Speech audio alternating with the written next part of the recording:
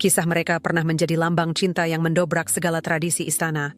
Dua insan yang telah melalui puluhan tahun cobaan, akhirnya berhasil naik ke singgasana bersama-sama. Namun, satu pengumuman mendadak dari istana membuat seluruh bangsa gempar. Camilla telah pergi, tak ada peringatan sebelumnya, tak ada alasan yang diberikan. Hanya keheningan yang bergema, terasa berat dan menegangkan, menyebarkan gelombang spekulasi ke setiap sudut Britania dan memunculkan satu pertanyaan yang menghantui. Apa yang sesungguhnya terjadi? Apakah ini harga yang tak terelakkan dari kekuasaan? Persinggungan senyap antar rival di balik pintu-pintu keemasan? Atau barangkali kutukan dari sejarah itu sendiri, sebuah bayangan purba? Sang mahkota tak pernah bisa terlepas dari Camilla, sosok perempuan yang telah menahan amarah publik selama bertahun-tahun demi mendampingi Charles. Justru memilih untuk melangkah pergi tanpa penjelasan. Kepergiannya bukan sebagai ratu yang terkalahkan, melainkan sebagai sebuah vonis yang dijatuhkan atas institusi monarki itu sendiri. Mahkota itu tak pernah dirancang untuk menaungi dua hati. Charles masih mengenakan jubah kedaulatannya. Namun, di balik segala wawancara tersembunyi seorang pria yang terbelah antara tugas kerajaan dan cinta yang telah retak. Tak ada pemenang yang muncul, tak ada pecundang yang tumbang. Yang tersisa hanyalah sebuah kisah asmara yang pernah memikat dunia, kini terbungkam dalam kebisuan, mengantarkan era yang lebih kelam dan penuh gejolak bagi masa depan monarki yang tak menentu. Ketika matahari terbenam di Cakrawala, cahaya keemasannya yang rapuh menyinari menara-menara abadi Istana Buckingham, London seolah menahan napas. Pada saat yang hening dan mencekam itu, Raja Charles III muncul di siaran televisi nasional. Wajahnya tampak khidmat, tatapannya berat menanggung duka yang tersembunyi. Suaranya, yang masih syarat akan wibawa seorang raja, terdengar sedikit goyah saat ia menyampaikan satu kalimat yang mengguncang. Ratu Camilla akan menarik diri sementara waktu dari tugas-tugas kerajaan di Istana Buckingham. Tanpa penjabaran lebih lanjut, tanpa kata-kata penenang, hanya satu kalimat yang setajam mata pisau, cukup untuk mengirimkan getaran ke seluruh penjuru kerajaan. Seluruh negeri terdiam. Platform daring meledak dalam kekacauan. Jutaan unggahan melintas cepat di layar. Sebagian menunjukkan ketidakpercayaan. Sebagian lagi diwarnai amarah, intrik, atau bahkan kepuasan yang ganjil. Saluran-saluran berita memutar ulang cuplikan Camilla dari acara-acara sebelumnya. Senyum kakunya di balik balutan sutra hijau jamrud dalam sebuah pesta amal. Tatapan matanya yang tak tergoyahkan di sisi Charles selama prosesi penobatan. Setiap tayangan ulang diiringi dengan pertanyaan yang sama. Mengapa? Apa yang telah terjadi? Pernah dicap sebagai perempuan lain dalam kisah segitiga tragis antara Charles dan Putri Diana, Camilla Parker BS kini kembali menemukan dirinya di persimpangan jalan. Perjalanan panjangnya, dari hubungan terlarang di era tahun 1970-an, melalui puluhan tahun cemoohan, hingga penobatannya sebagai ratu pada tahun 2022, adalah sebuah saga pengabdian tak berkesudahan yang berbalut skandal. Setiap babaknya tertulis dengan pengorbanan. Kata-kata abadi Diana dari pengakuannya kepada BBC pada tahun 1995. Ada 3 orang di antara kami dalam pernikahan ini. Jadi rasanya sedikit sesak, kembali bergema di udara, laksana kutukan lama yang bangkit dari kuburnya. Hampir 30 tahun berselang, ucapan itu masih terasa setajam beling, menguak kembali luka terdalam yang pernah dialami monarki. Camilla, meskipun telah mengenakan mahkota, tak pernah benar-benar bisa lepas dari bayang-bayang Diana, sang lambang abadi welas asih sekaligus perlawanan. Penarikan dirinya yang penuh teka-teki itu mengungkap sebuah kebenaran yang tak menyenangkan. Singgasana Britania, betapapun luasnya, ternyata tak sanggup menaungi dua hati. Namun, apa yang mampu mendorongnya, sosok yang pernah menantang cemoohan seluruh bangsa demi cinta, untuk akhirnya melangkah pergi? Apakah ini sebuah kudeta internal? Sebuah tindakan pengorbanan diri dalam senyap, atau penyerahan mutlak pada takdir yang membebaninya? Hanya dalam hitungan jam, para pengamat, sejarawan, dan detektif tabloid mulai menggali kembali relik-relik monarki yang telah terkubur. Mereka mengungkit kembali skandal gerbang tampon, yang terkenal pada tahun 1993, ketika percakapan pribadi antara Charles dan Camilla bocor, mengabadikan gairah mereka dalam kehinaan. Mereka mengenang kembali kehancuran pernikahan Charles dan Diana. Kecelakaan mobil fatal Diana pada tahun 1990, dan kembalinya Camilla secara bertahap ke dalam kehidupan kerajaan pada tahun 2005. Upayanya yang penuh kehati-hatian untuk mendapatkan pengampunan dari publik yang skeptis. Setiap episode membentuk kepingan dari mozaik Windsor, di mana Camilla tetap menjadi kambing hitam sekaligus penyintas, Badigutu sekaligus dimaktai dalam takaran yang sama. Namun pengumuman Charles lebih dari sekadar pernyataan. Itu adalah sebuah pengakuan terselubung. Orang dalam istana membisikkan adanya pertengkaran yang kian memanas antara raja dan ratu pada hari-hari menjelang siaran tersebut. Cinta mereka yang dahulu tak tergoyahkan, yang ditempa melawan tantangan dunia, tampak retak di bawah tekanan. Seorang sumber mengingat sang raja bergumam kepada ajudan dekatnya. Nada suaranya berat menanggung keputusasaan. Aku tidak tahu apakah aku bisa mempertahankannya di sisiku tanpa menghancurkan monarki. Kata-kata itu berembus di sepanjang koridor laksana angin dingin, membangkitkan pertanyaan yang tak seorang pun berani ucapkan. Apa yang sesungguhnya memaksa Camilla untuk pergi? Apakah itu sebuah strategi, sebuah pengorbanan, atau keruntuhan tak terhindarkan dari cinta yang selamanya dibayangi arwah masa lalu? Di kedalaman koridor Buckingham yang hening, bisikan-bisikan melingkar dan bergema, pandangan mata penuh rahasia, kebenaran yang setengah terucap, dan rahasia yang siap meledak. Ini bukan sekadar kisah tentang ketidakhadiran seorang ratu. Ini adalah perhitungan bagi sebuah imperium yang berada di tepian sejarahnya sendiri, tempat loyalitas, cinta, dan pengkhianatan saling menjerat laksana kawat berduri. Kepergian Camilla hanyalah sebuah prolog. Badai yang ia tinggalkan baru saja mulai bergolak. Dan di suatu tempat, di bawah gemerlap lampu gantung dan beban keheningan, arwah Diana masih bersemayam. Sebuah pengingat spektral bahwa mahkota yang pernah disentuhnya tak pernah benar-benar bisa dimiliki oleh siapapun. Istana Buckingham, dengan dinding-dinding batunya yang dingin dan labirin koridornya, selalu menjadi ruang penyimpanan rahasia. Namun, pada hari-hari menjelang penarikan diri Camilla yang mendadak, udara terasa semakin berat dan menyesakan. Seolah-olah dinding-dinding itu sendiri tengah bersiap menghadapi badai yang akan datang. Para abdi dalam yang biasanya senyap laksana patung, mulai berbisik tentang adanya pergeseran yang tak menyenangkan. Ratu Camilla rupanya telah mulai memperluas jangkauannya ke wilayah-wilayah yang terlarang, menurut adat kerajaan. Pelanggaran batas yang dilakukannya itu telah memicu perdebatan sengit dengan Charles, menjerumuskan monarki ke dalam kekacauan dalam senyap. Menurut sumber internal, ketegangan antara raja dan ratu telah terbangun selama berbulan-bulan seiring Camilla, yang semakin ikut campur dalam urusan kerajaan. Suatu malam, di dalam ruang makan pribadi, tempat cahaya lilin bergetar di atas wajah mereka yang letih, Camilla mengkonfrontasi Charles. "Kita memerlukan citra yang lebih kuat, Charles," desaknya, nadanya tegas. "Aku membutuhkan peran yang lebih besar untuk memperkokoh posisi kita di mata publik." Charles, yang lelah namun tetap teguh, menjawab dengan ketegasan yang tenang. "Engkau adalah ratu, namun aku adalah raja. Ada batasan-batasan yang tidak boleh kau langgar." Ucapannya, yang lembut namun tak terbantahkan, memicu sebuah ledakan. Mata Camilla berkilat menahan amarah. Idi bingkis seketika. Gaun hijaunya menyapu lantai, dan pergi tanpa sepatah kata pun. Keheningan yang ia tinggalkan terasa menusuk, laksana sebuah pernyataan perang. Puncaknya tiba ketika Camilla secara sepihak membatalkan pidato yang telah direncanakan oleh Putri Wales. Ia menganggap pidato itu terlalu terfokus pada isu-isu sosial modern dan tidak selaras dengan citra monarki. Keputusan itu mengejutkan seisi istana dan menabur keresahan di internal mereka. Kate, yang dikagumi karena ketenangan dan komitmennya, telah menyusun pidato itu untuk memajukan kegiatan amalnya, sebuah bagian penting dari peran publiknya. Saat Charles mengetahui apa yang terjadi, ia memanggil Camilla ke ruang kerjanya di bawah tatapan waspada leluhur kerajaan. "Kau tidak berhak mencampuri tugas Kate," ujarnya. Kemarahan membuat suaranya tercekat, tinjunya terkepal di sisi tubuhnya. "Kau membahayakan persatuan monarki ini." Camilla, gemetar karena merasa terhina, membalas. "Kau selalu membela mereka, tapi siapa yang membelaku? Aku telah mengorbankan segalanya untuk ini, dan kau memperlakukanku seolah aku tak ada artinya." Pertengkaran itu berakhir dengan tangannya yang menggebrak meja, suara retakan tajam bergema di ruangan itu, sebelum ia melangkah keluar dengan marah, meninggalkan Charles. Berdiri dalam keheningan yang menyedihkan, perselisihan itu segera merembet ke urusan internal. Camilla mulai menunjukkan pengaruhnya atas keputusan kepegawaian, siapa yang ditunjuk, tugas apa yang diberikan, bahkan bagaimana jadwal diatur. Pada satu kesempatan, ia mendesak Charles untuk memberhentikan seorang penasihat lama yang ia anggap tidak sopan. Charles, yang lelah dengan tuntutannya yang terus bertambah, menolak. "Aku tidak bisa memimpin monarki ini berdasarkan emosi." Kebenaran dalam kata-katanya terasa menusuk tajam. "Kau berbicara tentang monarki," balasnya. Suara bergetar karena amarah dan luka. "Tapi kau lupa aku menyerahkan hidupku untuk menjadi bagian darinya." Merasa terasing dan tersiksa, Charles mencurahkan isi hatinya kepada seorang sahabat dekat di Clarence House, nadanya penuh dengan kemurungan. "Aku mencintainya, tapi terkadang aku bertanya-tanya apakah cinta ini adalah sebuah kutukan. Dia menginginkan lebih dari yang bisa kuberikan, dan aku tidak tahu bagaimana mempertahankannya tanpa kehilangan diriku sendiri."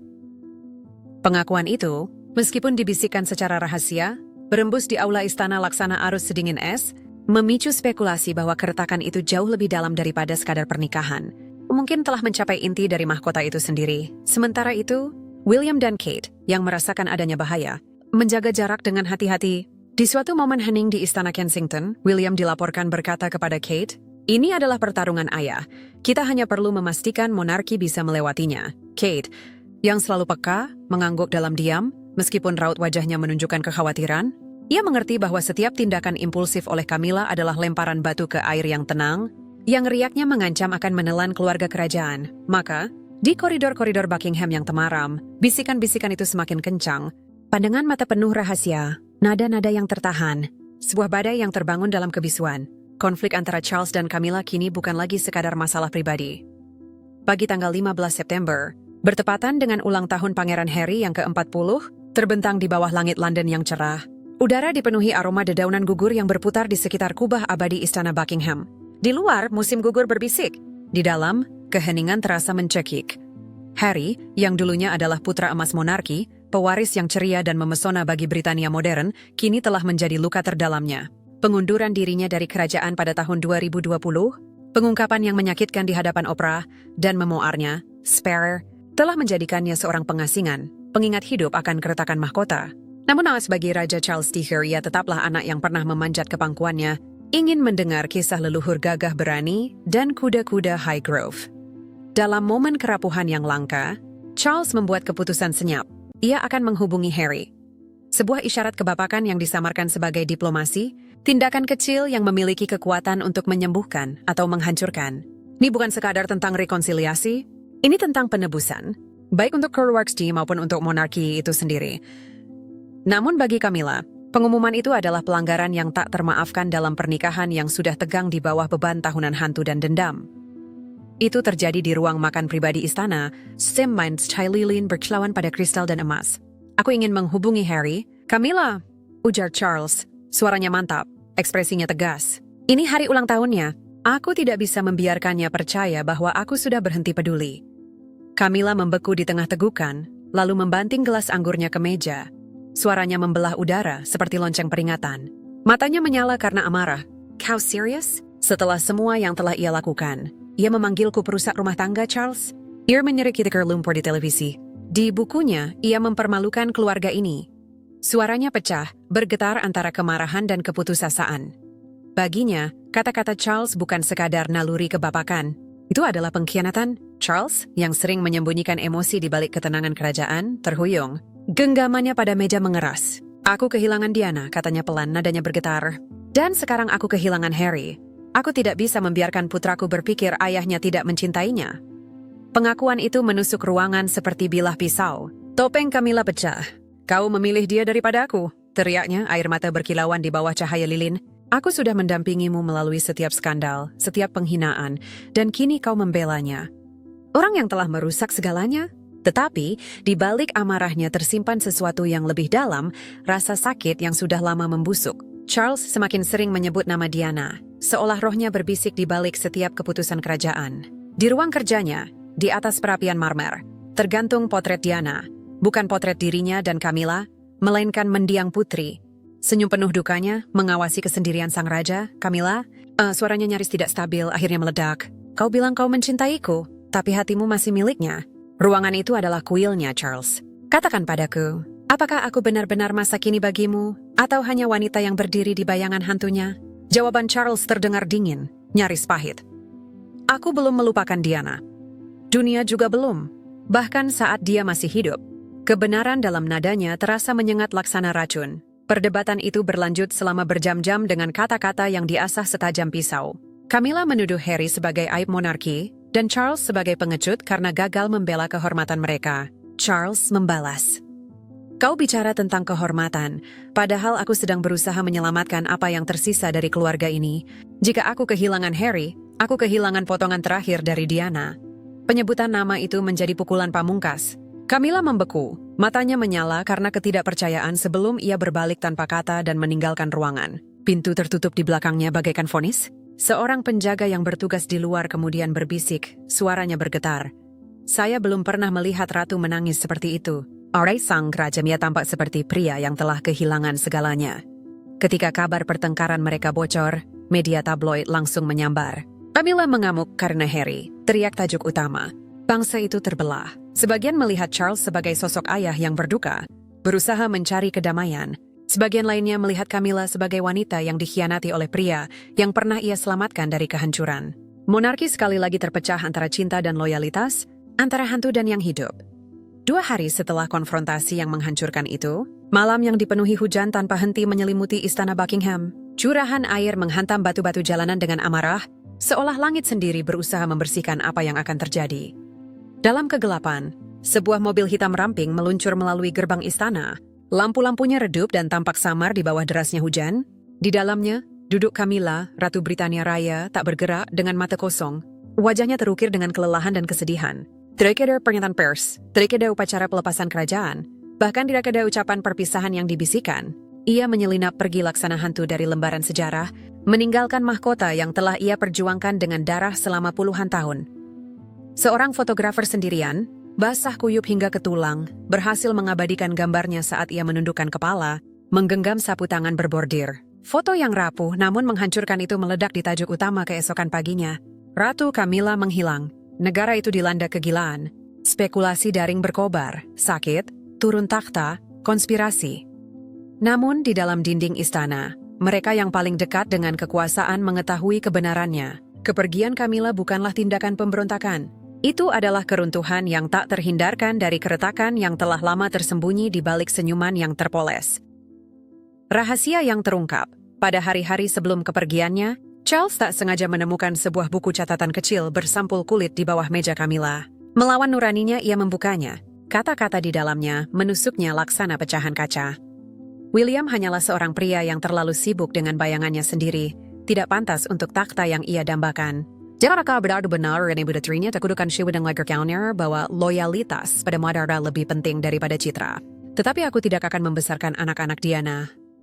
Charles membeku saat membaca. Hatinya tercekat karena rasa tidak percaya. Tinta di halaman itu terasa seperti racun. Ia menutup buku catatan itu dan meninggalkan kamar Camilla tanpa mengeluarkan suara. Namun, keheningannya pada hari itu membawa beban sebuah kutukan. Ketika tiba malam kepergiannya, Charles berdiri sendiri di koridor.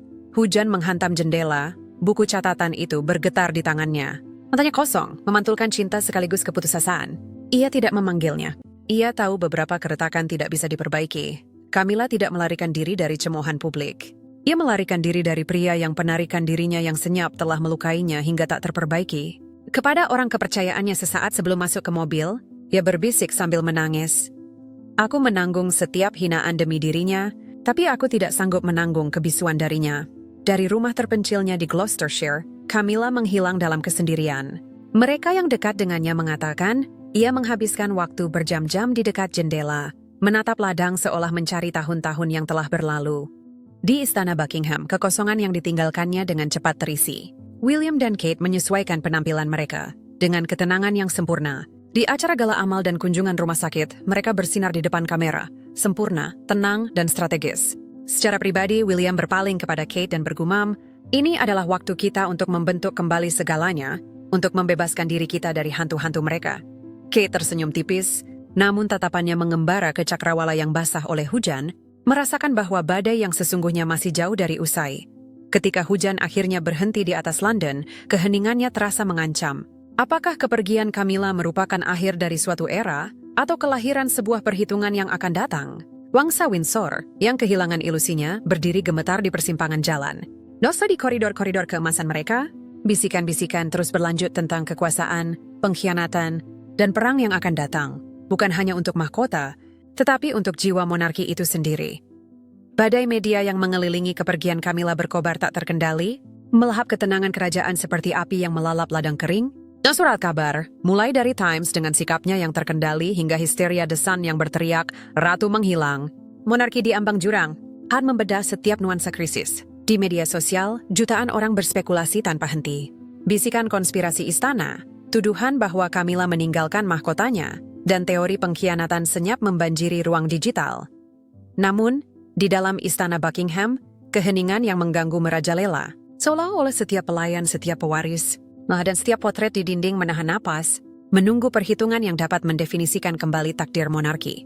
Raja Charles III, yang diliputi kehilangan, semakin mundur dalam kesendirian. Pertunangan publik dibatalkan, penampilan ditolak. Ia menghabiskan waktu berjam-jam di meja kerjanya di Clarence House. Cahaya redup menyaring ke wajahnya yang tampak kurus. Di hadapannya berdiri sebuah foto lama. Dirinya dan Camilla di Highgrove, tertawa di bawah sinar matahari. Sebuah peninggalan kebahagiaan yang menghantui dan kini tak terjangkau. Salah satu ajudan setia, di antara sedikit orang yang masih diizinkan hadir di hadapannya, mencurahkan isi hatinya. Dia menyalahkan dirinya sendiri. Katanya pun jika bukan karena Harry, Camilla pasti masih ada di sini. Namun, jauh di lubuk hatinya, ia tahu itu segalanya sudah tak dapat diperbaiki lagi. Dalam satu momen keputusasaan, Charles mengambil pena, mencoret-coret sebuah pengakuan yang gemetar. Kau adalah separuh diriku, Camilla. Aku tidak tahu bagaimana melanjutkan hidup tanpamu. Namun, sebelum tintanya mengering, ia merobek halaman itu menjadi serpihan. Potongan-potongan itu tersebar di lantai, laksana sisa-sisa hatinya. Sementara itu, di tempat perlindungan terpencilnya di Gloucestershire, Camilla memutus semua kontak dengan istana. Rumah yang diselimuti tanaman merambat itu, yang dulunya adalah tempat peristirahatan, kini menjadi benteng pengasingannya. Seorang teman dekatnya, satu-satunya pengunjung, menggambarkannya dengan nada muram. Dia membakar surat-surat Charles, semua yang ditulisnya selama bertahun-tahun. Dia berkata tidak pernah menyesal mencintainya, hanya menyesal karena percaya dia bisa lari dari tuntutan takdir.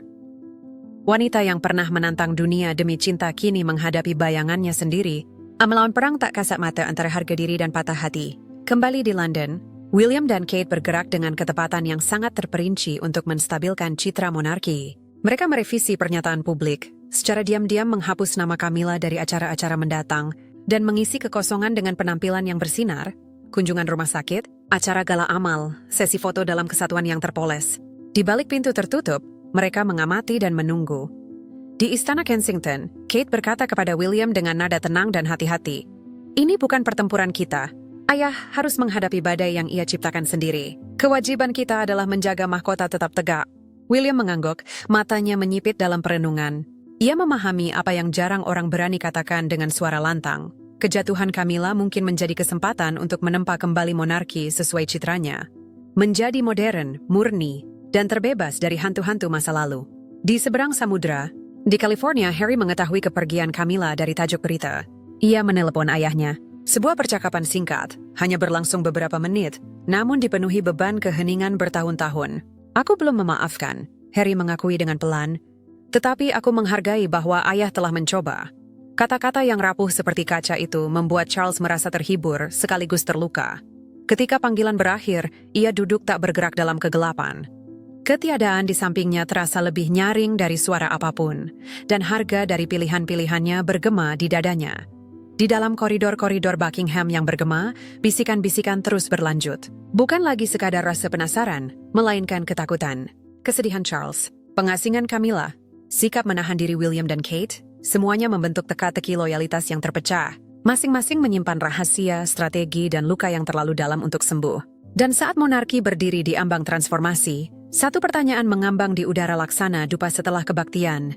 Siapa pada akhirnya yang akan menguasai reruntuhan ini? Pada hari-hari setelah kepergian Camilla, Istana Buckingham dipenuhi semacam kekacauan yang terkontrol. Kepanikan disamarkan sebagai ketertiban di balik pintu-pintu bersepuh emas dan di bawah lengkungan batu yang dingin. Para penasihat kerajaan mengadakan pertemuan malam yang intens untuk mengatasi krisis. Di antara proposal yang diajukan, satu ide menonjol karena keberaniannya. Seorang ajudan senior menyarankan untuk mengubah merek Camilla dari ratu pendamping menjadi mitra mahkota. Gagasan itu memicu perpecahan yang sengit.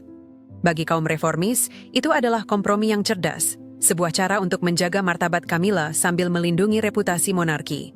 Namun, bagi kaum tradisionalis, itu adalah sebuah penistaan, penurunan pangkat simbolis yang tidak pantas bagi seorang ratu yang sedang berkuasa. Di ujung meja mahoni yang panjang, Raja Charles III mendengarkan dalam keheningan yang tersiksa. Tangannya bertumpu pada setumpuk dokumen briefing yang tidak ia baca. Matanya kosong, mencari jawaban di udara hampa yang tak kunjung datang. Ia teringat hari di tahun 2005 itu ketika, di bawah sinar matahari Windsor yang lembut, ia pernah berjanji kepada Camilla, "Aku tidak akan pernah membiarkanmu berdiri sendiri." Kini, dalam satu tarikan napas, janji itu terasa hancur. Ketika diminta untuk mengambil keputusan, Charles hanya bergumam, suaranya berat karena keputusasaan, Aku tidak bisa memilih antara dia dan monarki, kata-katanya. Samar namun final dianggap sebagai persetujuan. Namun kenyataannya, itu adalah pengakuan dari seorang pria yang lumpuh di antara cinta dan kewajiban, di antara hati dan mahkota. Dari tempat persembunyiannya di Gloucestershire, respons Camilla datang dengan cepat. Di atas kertas suratnya yang berhias timbul, ia menulis sebuah pernyataan singkat yang menusuk. Aku tidak membutuhkan gelar untuk mengetahui siapa diriku.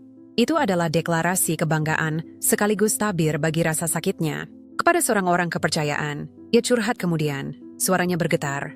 Mereka ingin menghapusku, menjadikanku hantu, tapi aku tidak akan menghilang diam-diam. Malam itu ia mulai menulis jurnal baru, mengisi halaman-halamannya dengan kenangan tahun-tahunnya di sisi Charles, seolah menulis adalah tindakan terakhirnya untuk mempertahankan diri sebelum ingatannya sendiri mengkhianatinya. Opini publik terpecah seperti kaca. Beberapa percaya ia akan kembali lebih kuat, lebih strategis, mengubah ketidakhadiran menjadi senjata. Yang lain mengklaim ia sudah berakhir, terlalu terluka untuk berjuang lagi. Sementara itu, William dan Kate bergerak dengan presisi yang tenang. Senyum mereka menghiasi halaman depan. Kehadiran Remerdy mengisi kekosongan. Di acara gala amal dan kunjungan rumah sakit, mereka bersinar dengan kehangatan yang diperhitungkan. Namun di balik fasad yang terpoles, strategi sedang diracik. Biarkan ayah menghadapi ini, kata Kate kepada William dengan nada berbisik di Istana Kensington. Jika dia goyah, kita harus turun tangan. Tatapan William mengeras. Maka kita akan menyelamatkan monarki. Jawabnya, sebuah janji tenang yang dibalut ambisi. Ketika awan hujan akhirnya terangkat dari London, pertanyaan itu menggantung berat di atas kerajaan. Apakah kepergian Camilla adalah akhir atau awal dari sesuatu yang jauh lebih berbahaya? Wangsa Windsor, dengan keretakan yang mencolok di balik kilauan mahkota, berdiri di ujung pisau sejarah. Dan di koridor-koridor tempat potret-potret mengawasi dalam keheningan, 3 hantu masih bersemayam, Diana, Harry, dan kini Camilla, masing-masing menjadi pengingat bahwa tidak ada singgasana yang berdiri tanpa dihantui. Sementara Raja Charles III tenggelam dalam duka pribadinya, laksana raja yang terjebak di antara mahkota dan reruntuhan hatinya, Pangeran William mulai diam-diam membangun babak berikutnya dari Wangsa Windsor. Istana Kensington, dengan taman-tamannya yang tenang dan kamar-kamar yang bermandikan cahaya hangat, berubah menjadi pusat komando revolusi senyap. Di sebuah ruangan tersembunyi, tempat cahaya pagi menyinari kayu yang dipoles, William mengadakan pertemuan rahasia untuk menyampaikan visinya.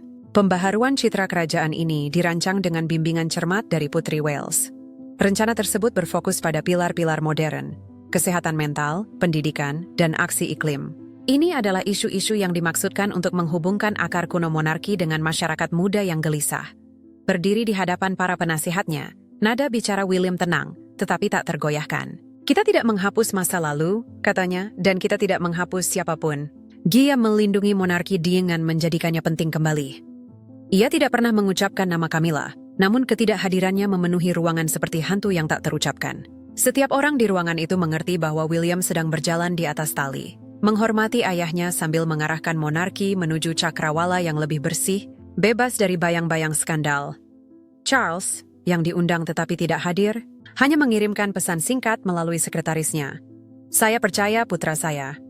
Ia menyetujui rencana itu dalam diam, meskipun keheningan itu membawa bebannya sendiri. Kemudian, ketika William mengunjungi Clarence House untuk memberinya briefing, Charles meletakkan tangan yang lelah di bahunya. Kau melakukan apa yang tidak bisa kulakukan, gumamnya, suaranya syarat penyesalan. Tapi ingat, Camilla bukan musuhmu. Dia menanggung lebih banyak dari yang diketahui siapapun. Kata-kata itu adalah berkat sekaligus peringatan, pengingat bahwa bahkan kini, bayangan Camilla masih bersemayam di hati ayahnya. Kate, dengan keanggunannya yang biasa, menjadi jembatan antara 2 generasi.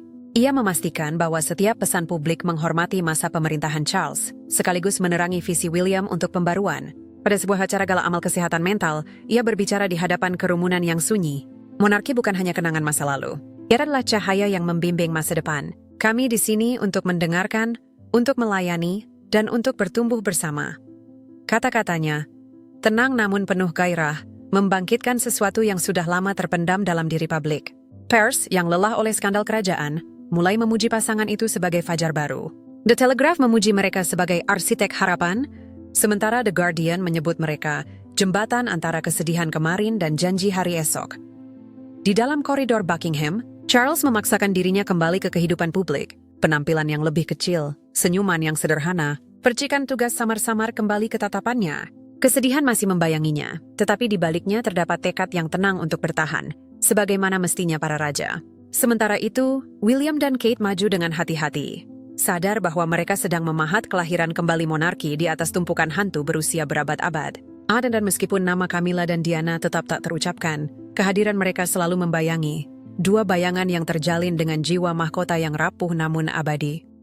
Pada Trooping the Colour, tontonan pageantry dan tradisi yang memukau itu, langit di atas London bersinar biru cemerlang yang langka, panji-panji emas berkibar, terompet bergema di sepanjang The Mall, dan kerumunan berkumpul dalam kekaguman yang penuh semangat. Namun, di tengah semua kemegahan itu, satu sosok berdiri terpisah. Raja Charles III melangkah ke balkon istana Buckingham sendirian. Seragam merahnya tampak rapi, sikapnya agung, tetapi matanya diselimuti kesedihan yang bahkan sinar matahari tidak dapat menghilangkannya. Di sampingnya, adalah citra kesinambungan, William, Kate, dan anak-anak mereka tersenyum di depan kamera, sempurna dalam ketenangan, simbol monarki yang terlahir kembali. Namun, bagi jutaan pemirsa yang menonton, satu ketidakhadiran bergemuruh lebih keras daripada musik. "Di mana Ratu Camilla?"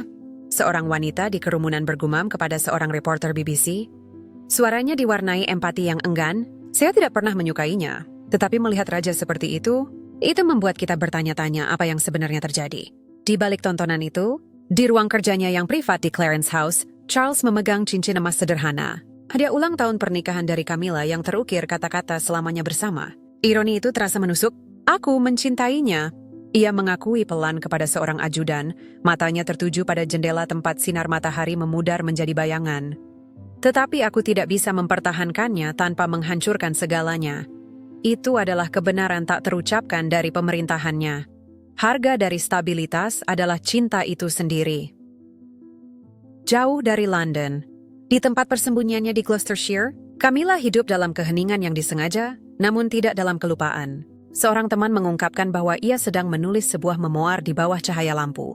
Setiap halaman adalah pengakuan, sebuah penebusan diri. "Dia ingin orang tahu bahwa dia bukanlah penjahat," kata temannya lembut. "Dia adalah seorang wanita yang mencintai dan membayarnya dengan kedamaiannya."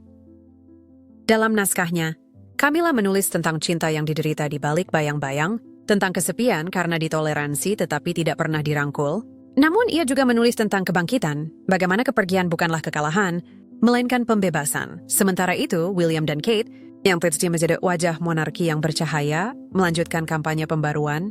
Di acara-acara publik, mereka bergerak dengan anggun, kata-kata mereka terukur. "Kami bertindak dalam semangat raja." Namun, secara pribadi, sang pewaris lebih jujur. "Kami sedang membangun masa depan," William berterus terang kepada Kate. "Tetapi ayah masih butuh waktu. Kami tidak bisa terburu-buru menyembuhkan apa yang sedang berproses." Kate yang selalu peka mengangguk. Tatapannya mantap, nadanya tenang. "Maka kami akan mempertahankan garis untuknya." Di seberang samudra di California, Harry memperhatikan dalam perenungan yang sunyi. Ia tidak merilis pernyataan, tidak memberikan wawancara, tetapi satu pesan singkat sampai ke Charles. "Semoga ayah baik-baik saja." Ini bukanlah rekonsiliasi atau pemberontakan, hanya jembatan tentatif dari seorang putra yang masih peduli dari jauh. Maka, monarki bertahan terpoles rapuh dihantui. Di balik balkonnya yang berkilauan dan parade yang bergema, tersembunyi keheningan yang dipenuhi nama-nama yang tidak akan pudar. Diana, Camilla, Harry. Masing-masing adalah bayangan di atas mahkota. Masing-masing adalah hantu yang mengingatkan Britania bahwa bahkan di bawah sinar matahari, takhta tetap setengah terang.